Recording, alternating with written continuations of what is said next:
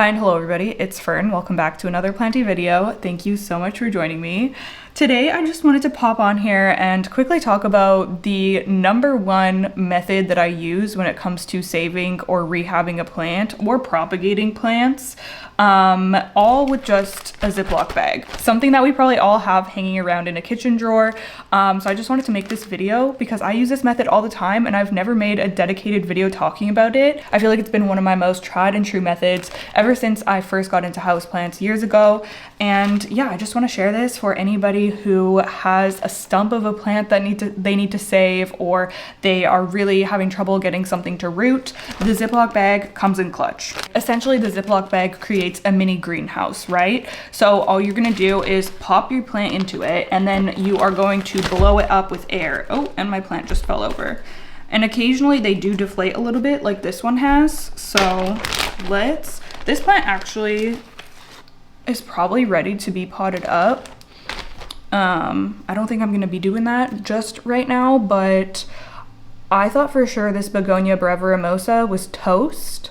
I put it in as a leafless stick, essentially, leafless and rootless.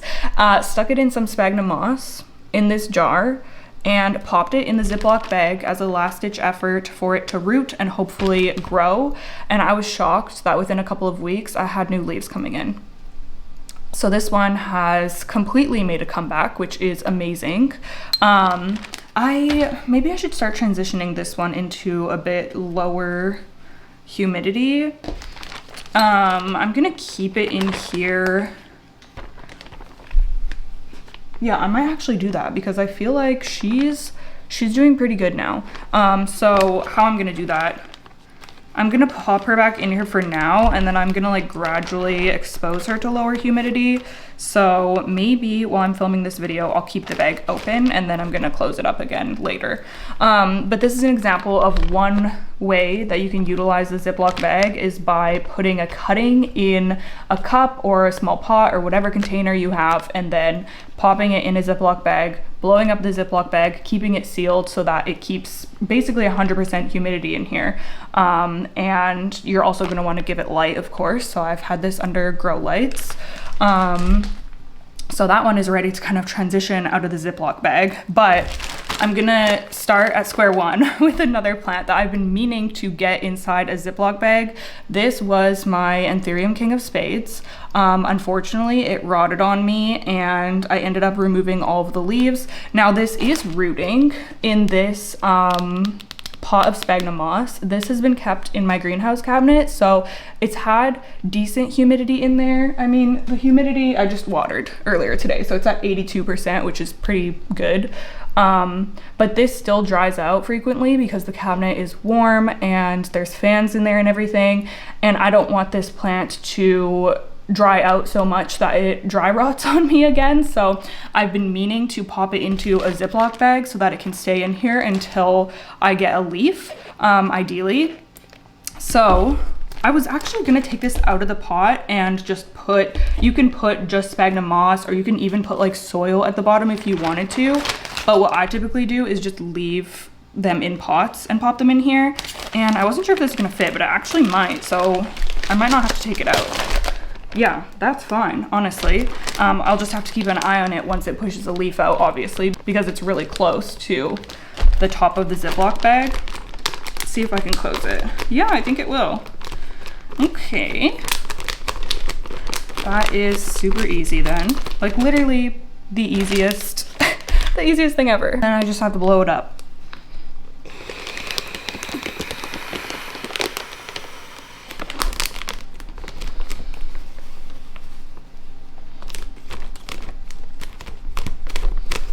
You know what? I might have an even larger Ziploc bag that I could pop this into so I wouldn't have to be so worried when it puts out a leaf.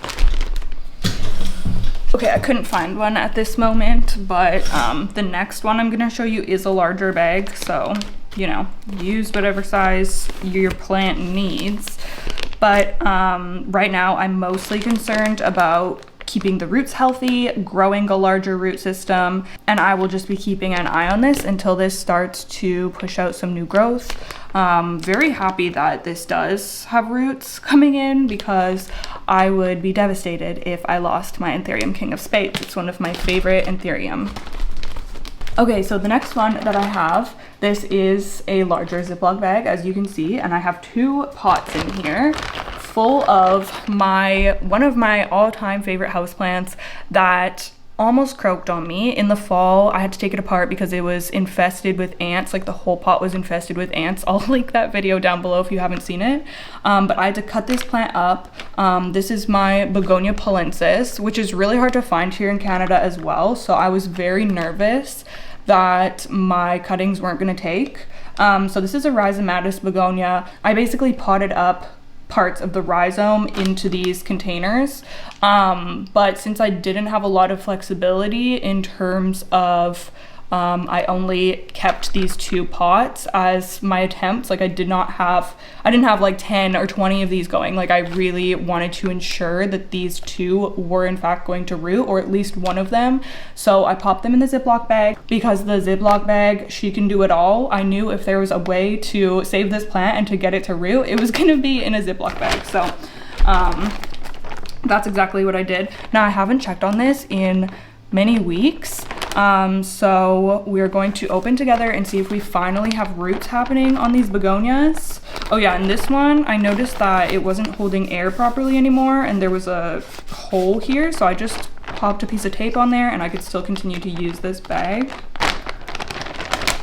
Okay, it looks like we've had a lot of new leaves come in, which is a good sign. So let me, oh my gosh, which one should I pull out first? This one, it looks like it's bigger. Oh, I see lots of roots. Oh my gosh, it's finally happened. Oh, it's rooted up in there. Do y'all see that? Look at all of those precious roots. Wow, what a happy day. Okay, I'm gonna have to start transitioning this one out of the Ziploc bag now soon too. Okay, it looks like one has done way better than the other, because look at this piddly one. What the heck? Are there any roots here? I don't see any. Did only one of them take? Oh my gosh, this is why I did 2 pots, because I was so nervous. I mean, there's still hope for this one. Well, maybe there's not actually. Well, at least one of them took, like, thank goodness. And this one took so long. Like, I was checking in that Ziploc bag for the first few months and I wasn't really seeing any progress. So I imagine if I wouldn't have put this in a Ziploc bag, that it wouldn't have ended up rooting. Like, I just don't think it would have happened. I don't think I would have been able to keep it consistently moist enough. So I truly believe that that is the reason that this one ended up working out for me. But okay, and we have some squishy leaves over here, which is definitely something that can happen when you have a plant in 100% humidity. Leaves can melt off. Also, another problem that can happen is mold, which I haven't really dealt with a lot. Like, I've been very lucky that in my propagation boxes and Ziploc rehabs, I haven't really had any problems with mold and mildew. Maybe a couple of different times, but if you notice signs of that on your plants, then you're obviously going to want to, like, use a fungicide or something to treat that.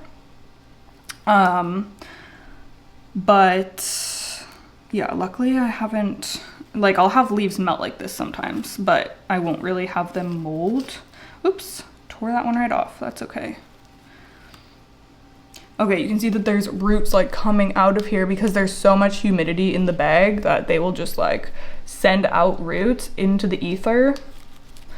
Yeah, so this one is doing amazing. I'm definitely going to be transitioning this into lower humidity so that I can eventually just have it out in the open like I did before.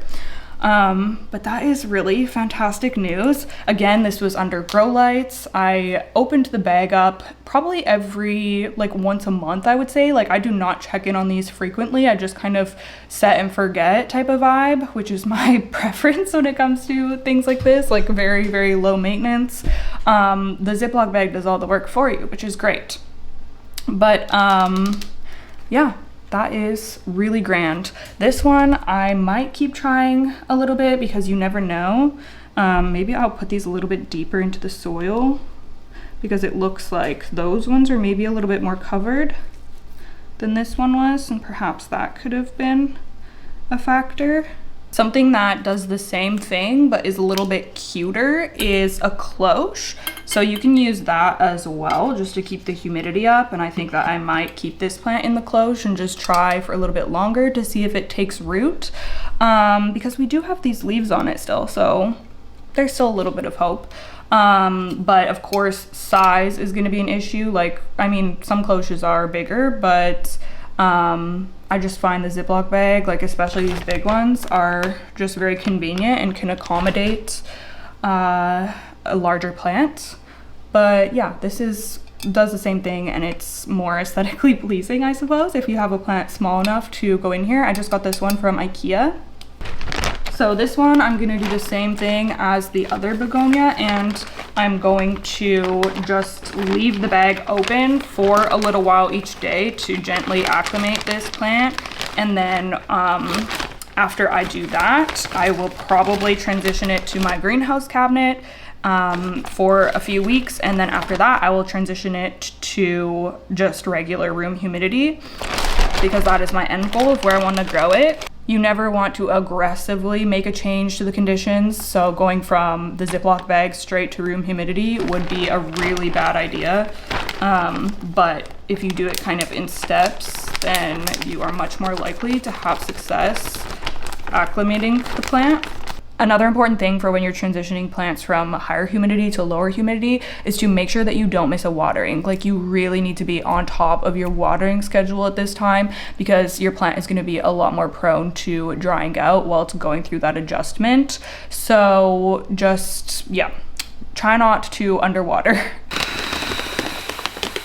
You can also do this with wet stick propagations if you don't want to use like a Tupperware or a propagation box. You can just start with a layer of sphagnum moss or perlite, whatever your rooting medium of choice is, and then just lay the wet sticks on top of that, and the humidity of the bag will encourage them to root and then spit out a leaf.